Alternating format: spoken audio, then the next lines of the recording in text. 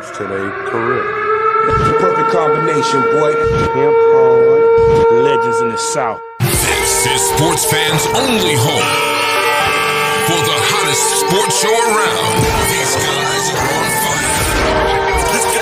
You're now listening to KJ and Sean Mack. Now let's talk some damn sports.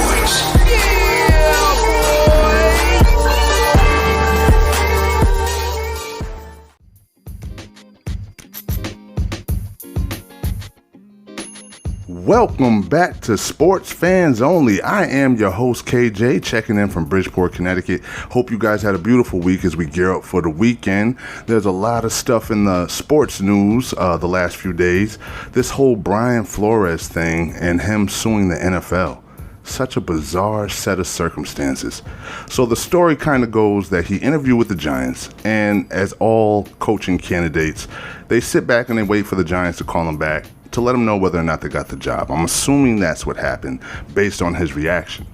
But Bill Belichick, Brian Flores, he was the defensive coordinator for the New England Patriots when they won the Super Bowl against the Los Angeles Rams. So Bill texts him and says, "Congratulations on getting the job.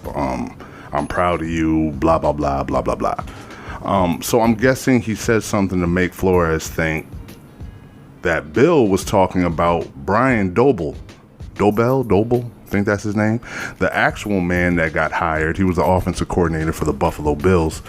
He must have said something to make Brian Flores think that he was talking about Brian Doble. So Brian Flores texts back to Bill saying, "You do know this is Brian Flores. This isn't Brian Doble." So basically Bill Belichick says, "Oh, I'm so sorry, blah, blah, blah. It was an honest mistake. I didn't mean to do that." So I guess that got to Flores to thinking that, wait a second. If I interview for a job, how in the world do you know that somebody else got the job before they even call me back? How is that even possible? And on top of that, the whole story about how the owner of the Dolphins was paying him to lose games, $100,000 a game, I think it was, to lose games on purpose. Not only that, he's also making accusations that Ross, who was the owner of the Dolphins, had invited him to a boat ride. It was on a yacht, if I'm not mistaken, and they didn't name the quarterback, but a quarterback from another team who's still signed to the team.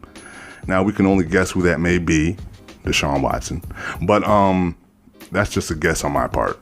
I don't know. I don't have any information or anything like that. But they won't name him. And they're saying when he got there, they told him that this quarterback would be on the boat. And Brian Flores was like, "Well, wait a minute. Isn't that against the rules?" And he left.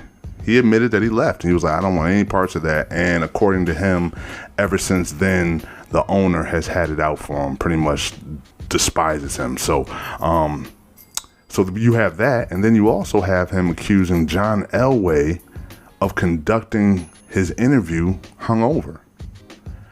Now, I guess he was drunk. So it's just a big, huge mess. Let me know in the comments if you think we will ever get to the bottom of this story. Do you think this is something that will, a lot more skeletons are going to come out of the closet when it comes to the NFL owners and how they conduct themselves when it comes to the Rooney Rule? Because I've been hearing a lot of sports media hosts talking about how the Rooney Rule is just it's just a big hoax. It really means nothing. They bring minority candidates to come in for coaching jobs. You interview them with no intention of hiring them just to satisfy a rule that they have. So I think there's one black coach in the entire NFL, and it's 70% black as far as the players go. So we'll see how this goes and how this ends up, but it's not looking real good for the NFL. Notice how every couple of years there's something crazy going on with the NFL. But we keep going to the TVs to watch it. We keep filling up those stadiums. As the fans, it doesn't seem to really bother us too much.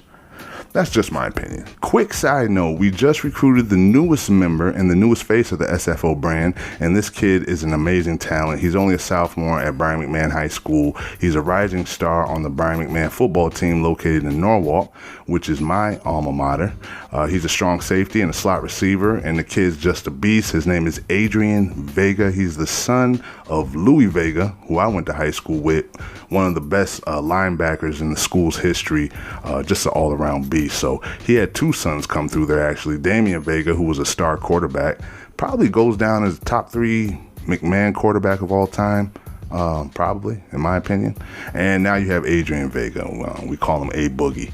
And trust, you'll know his name soon enough. Also, if you have any people in mind that you would think would be good candidates to represent our brand, please leave names and contact info at Keith Johnson 30. That's the number 30. So Keith Johnson 30 at gmail.com. And we'll make sure to contact them. I just wanted to put that in everybody's ear, and make sure you hit me up with any recommendations. We're trying to find young talent who are hungry in the classroom, hungry on the field, elite talent to represent the brand. They'll get free clothes.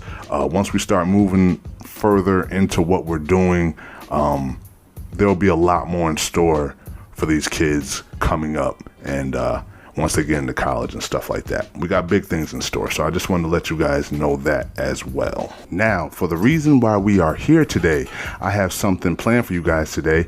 Now, we're always trying to change things up and make things interesting for you guys, so not only with the content, but also with the way you guys consume that content. So with that being said, I would like to introduce to you the SFO GOAT Bracket Sweet 16 March Madness Tournament. Now, if you look closely, we have our very elegant bracket sheet. See that right there? And if you notice, we have little faces on those slots you see there. We have, let's see, in the West region, we have Michael Jordan versus Wayne Gretzky, which we'll be doing today. We also have Tiger Woods versus Floyd Mayweather. Those are the 4 in the West bracket. I was going to do all 4, but that was just going to take entirely too long. So I'm just going to do 2, and I will do a show every 2 to 3 days just to knock this series out. So today is going to be Michael Jordan versus Wayne Gretzky. Now, just to be clear, all these people have had the word GOAT tied to their name at some point in their careers or after they retired. I base this on dominance that resulted in top 5 scoring, numerous all-time records, all-time stats, and the accumulation of rings, trips to the championships. That was basically my criteria. Now, of course, I could have had Usain Bolt in there, Wilt Chamberlain, Babe Ruth, perhaps, Kareem Abdul-Jabbar, Pele, a few others who are worthy, but I only had 16 slots. So I did the best I could. So please do leave a comment and share your thoughts on who you think I could have put in there. And if so, who would you take out? I'm pretty confident that there are people you could add to this list, but I dare you to find somebody that you want to take out of that list and replace them with the person that you said. It's too difficult. If this was a field of 64 or something like that, or even a field of 32, then I'm pretty confident we could have fit everybody that we could possibly thought of in all those slots. But I'm not doing 30 shows, so I cut it down to the Sweet 16. This is just my opinion, but that's why this type of thing is fun. So once we drop the video, we need you guys to go vote. You guys will determine who advances ultimately and wins the championship of who is the GOAT of all GOATs. Did I say that right? Yeah, who is the GOAT of all GOATs? So remember, watch the video and then go vote. As I said, this will be a running series, so I'll update everyone each show as we go as to where we are based on the previous show. So with that being said, let the debate begin. Before we do that, though, if you're new to the page, or you're a repeat visitor and haven't subscribed yet, stop what you're doing and subscribe now. All you got to do is hit the subscribe button. And if you want to follow us from week to week without missing anything, hit the notification, and whenever we upload, you will be notified and you'll always be current on everything SFO is doing. So anyway, let's get into the Sweet 16 March Madness GOAT bracket, brought to you by Sports Fans Only and yours truly, the sports guru himself, K to the mother shut your mouth J, player for the Himalayas. If you didn't know, now you know. So first up on the Sweet 16 West bracket is none other than his airness, Michael Jeffrey Jordan. Now there's a few athletes on here that just absolutely changed the trajectory of whatever sport they were playing in. You got Michael Jordan, of course. He did that. Mayweather did that. Ali did that. Who else? Barry Bonds, to a certain degree, did that. LeBron James did that. Serena Williams did that. Tiger Woods did that. To me, that's one of the biggest factors, is if someone is able to single-handedly make their league or whatever sport they're in pretty much bend to their will because they're so great. So Michael Jordan, he basically changed how people viewed the game. As many will remember, Jordan was taken 3rd overall in the 1984 draft by the Chicago Bulls. That was despite him being the reigning player of the year in the NCAA, winning a national title at North Carolina as a freshman and averaging nearly 20 points and over 5 rebounds over his final 2 years in college. And the reason why he was drafted 3rd overall was because the NBA was still heavily a big man dominant league, one in which the thought process was that only power forwards and centers, usually the latter, had the ceiling to be the best players in the sport. Needless to say, Jordan would definitely go on to change that mindset. He was undefeated in the finals with a record 6 finals MVPs. Jordan may not have the record for the most championships won, but he does own the distinction of being the player with the most finals MVP trophies in NBA history with an astonishing 6. That's twice as much as 3 other players who have the second most finals MVPs on their resume, which is Magic Johnson, Shaquille O'Neal, and Tim Duncan, and LeBron James has 4, and he comes in 2nd place. His airness more than earned those 6 awards too, as Jordan in 35 career finals games averaged 33.6 points, 6.0 rebounds, 6.0 assists, and 1.8 steals, shooting 48.1% from the floor and 80.6% from the foul stripe, while leading the Bulls to a 24-11 record in those outings. He dominated on both ends of the floor, not just on offense. Jordan was seen as a relentless defender throughout his prime, one who could lock up foes on one-on-one on the perimeter, as well as play passing lanes and rack up steals at an elite level. He would even serve as a rim protector at times when opponents thought they'd have an easy look at the rim. For his contributions on that end of the floor, Jordan won 1 Defensive Player of the Year award in his career. That was 1987 to 1988, an extremely difficult honor to achieve for non-bigs even to this day. Additionally, Jordan has the third most steals in league history with 2,514, and the only player ahead of him, John Stockton and Jason Kidd, each played over 300 more games in their careers than he did, and has the 4th highest nightly steals average at 2.3. Jordan also owned the record for the most blocks by a guard in NBA history until Dwayne Wade finally broke that in the 2018 and 2019 season. What's more, Jordan was the first player in league history to achieve first-team all-defensive honors 9 times in their career, a feat no one has been able to top, although Kobe Bryant, Kevin Garnett, and Gary Payton have all tied him with 9 apiece. In fairness, the award did not come into existence until 1968-1969. So it's interesting to consider how many all-defensive first teams Bill Russell would have amassed if they had that award back then. There's a good chance he probably would have reached double digits because, by all accounts, he was a monster on the defensive end, and he did have 1 first-team all-defense to his name. Another thing, and this is what I was talking about, and actually I didn't speak on this earlier. I'm sorry, I left this out. The way a player brings economics to their sport. So, of course, Jordan, he brought millions of fans into the sport. Jordan became a global icon. He basically saved basketball. Basketball was not in a good place until Jordan came along. Jordan became a global icon during his peak in the NBA, one who was renowned around the world for his exploits and one who helped the NBA reach new, previously unreached levels of popularity. There was no NBA in China until Jordan came along. He introduced basketball to an entire continent. Isn't that crazy? For proof of Jordan's outreach, we need to look no further than average ratings per regular season games on broadcast networks. During Jordan's final 3 seasons of his prime, the NBA averaged a record high of 5.0 average rating. Now, that was 1995 to 1996, a 4.7 rating in 96-97, a 4.8 rating in 97-98, and after 98-99, the NBA never reached an average rating of 4 again. Isn't that crazy? Never again. Even with LeBron James and Kobe, they never averaged over 4 ever again.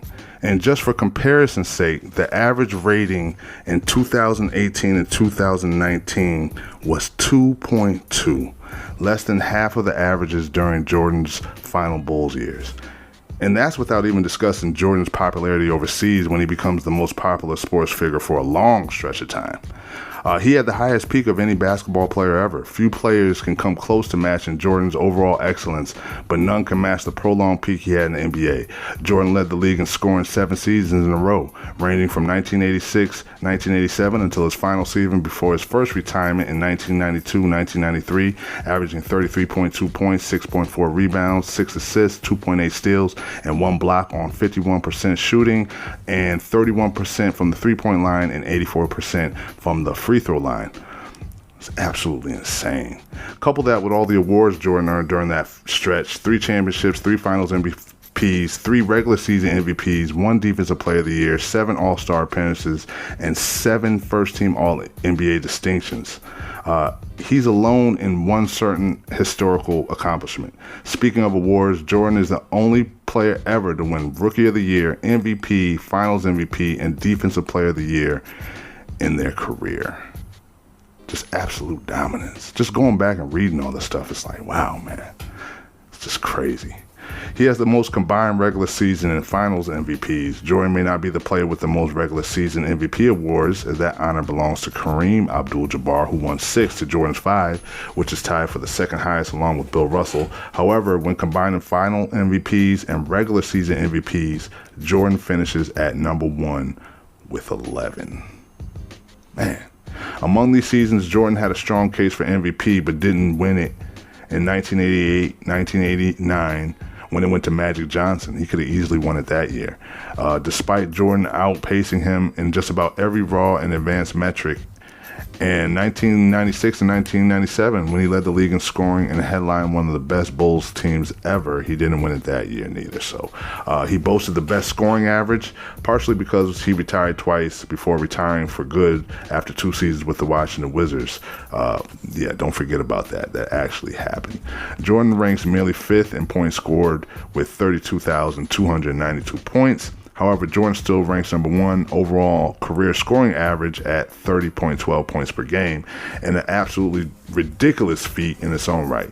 The only player who came close to matching Jordan in that stat is Wilt Chamberlain, who averaged 30.06 points per game for his career.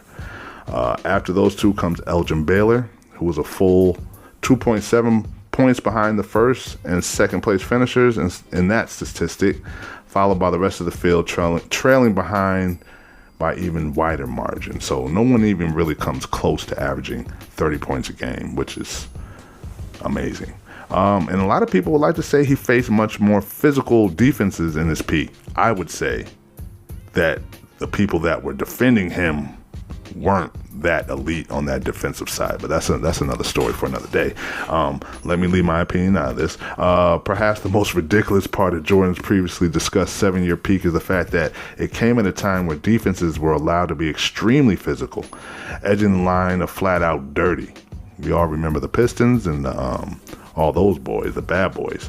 Players attacking the paint were often met with hip checks, elbows, or straight up tackles, and hand checking was legal on the perimeter, making it even tougher for ball handlers to get good looks at the basket. Hand checking, that caused a lot of havoc back in the 90s and 80s. That made offense a lot more harder because somebody always had their hand on it. They can feel where you're going. It's a lot easier to defend somebody when you can tell which way they're going. So now this is saying that he won without a lot of elite teammates. I don't buy into that, but if you want to say Scottie Pippen, Dennis Rodman, Tony Kukoc, and Horace Grant were elite, then yes, he didn't have elite players. But I understand he didn't have, like, Kobe had Shaq and Kobe had, all these other big time players on his team. Same with LeBron, same with a lot of other players. He didn't have that, but he definitely had better players than marginal players. They're trying to make it seem like these dudes weren't elite. They were definitely elite. So anyway, that is my case for Michael Jeffrey Jordan. And moving on, we're about to get into a little Wayne Gretzky. So if you're not a diehard hockey fan, or you're not above the age of 38, 35, maybe, you probably don't know who this man is. Because, of course, especially if you live in the United States, because hockey is an isolated sport, meaning that you have a certain group of people who enjoy that sport. It is not widely embraced, much like soccer isn't widely embraced in this country, not worldwide. Hockey is huge worldwide, but in this country, unless you're a big hockey fan, there's no such thing as a casual hockey fan. There's casual football fans, there's casual baseball fans, there's casual basketball fans. I don't think there is anything, I've never heard of a casual hockey fan. So if you don't meet those two criteria, above 35, 38, or not a diehard fan, you probably don't know who Wayne Gretzky is. But just keep watching the screen. You're going to see some highlights of him. If you don't appreciate hockey, I'm pretty sure I know which way you're going to vote. But I had to put this man up here because he's one of the all-time greats. He just truly is, and he has to be mentioned amongst the other GOATs. So Wayne Gretzky came to the Edmonton Oilers for the 1979 season and was excellent from the get-go. Any questions about his size, speed, or skill were immediately answered. He didn't have the most opposing figure. He didn't have blazing speed. His shot wasn't the hardest. He just played the game better than anyone has ever played it in the history of the sport. As a rookie, he put up 51 goals and 86 assists for an eye-popping 137 points. But 99 was just getting warmed up. The next season, he kicked off one of the best decades an athlete has ever enjoyed. Starting in 1980, Gretzky became a glutton for points. For the decade, he would lead the league in points 9 times. In the 2 years he did not come in first, 1987, 1988, and 1988 and 1989, he put up 149 and 168 points respectively. Gretzky averaged a tick over 207 points a season from 1982 to the 1986 seasons, 1,036 points in 5 seasons. This 5-year stretch is unbelievable.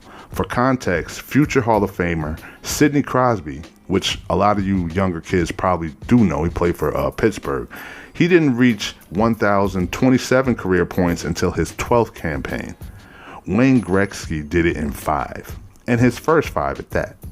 Gretzky was addicted to adding goals and assists to his box scores. He just loved it, like Pac-Man. He just loved it. He ate it up.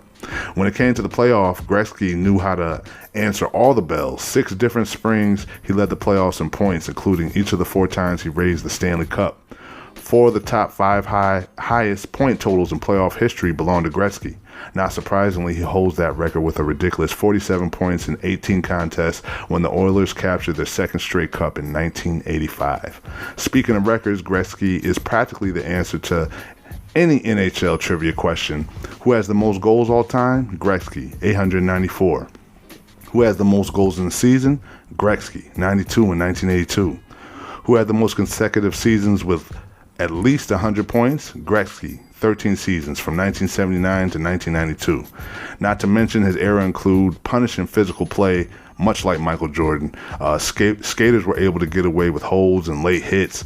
Gretzky also had a target on his back during his whole career, so opponents were determined to either beat him up or beat him up. Throughout his career, Gretzky continued to produce like a well-oiled machine. From the fall through the spring every year, everyone in the hockey world knew Gretzky would not just be good or great, but he would perform at a Hall of Fame level. While his goal scoring was not quite as spectacular when netminders improved in the 1990s, and he was not able to raise the cup again after leaving Edmonton in the 1988 offseason, Gretzky was still excellent. He was more dominant at his peak than Brady. He best Jordan in the longevity department, and he has more postseason appearances than any of the baseball players in consideration. I guess we got to ask ourselves, is he the best North American athlete to ever perform on a team? Well, I guess with your votes, we'll definitely find out. If you're still not convinced, Gretzky has more assists than anyone in NHL history has points, which is crazy. Think about that. He has more assists than anyone has points combined, which is goals and assists. It's insane. Now, lastly, Jackie Robinson and Wayne Gretzky are the only players that have their numbers universally retired by their sports league. The MLB honored number 42 after Jackie Robinson historically broke the color barrier. The NHL honored Wayne Gretzky's number, which is number 99, the only number to ever be retired by the NHL. And basically because he's the greatest hockey player ever.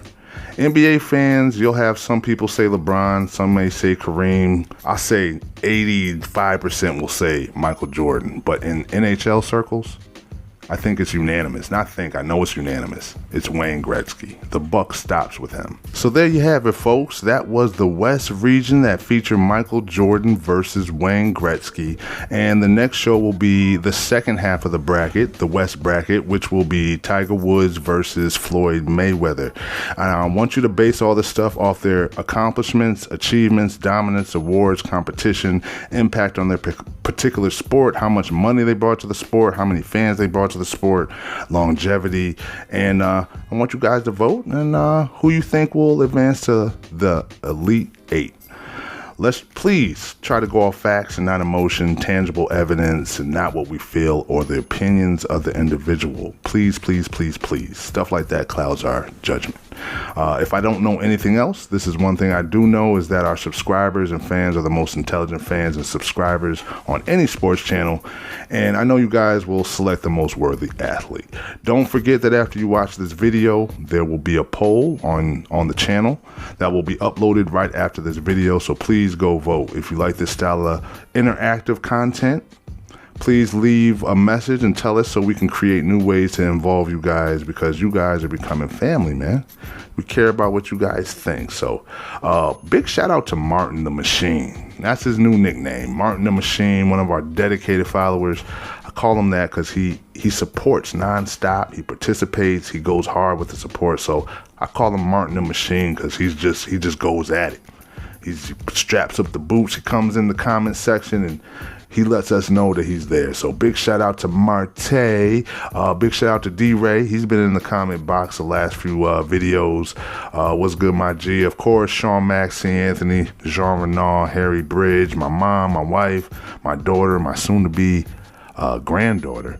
That's coming very soon. I'll speak more on that very soon. I'm about to be a granddaddy. It's a crazy, crazy world, man. I still feel like I'm 21 years old, and in reality, I'm about to be a granddaddy. Sometimes I gotta smack myself. So anyway, I hope you guys enjoyed the show. I hope you guys have a wonderful weekend. Be safe out there.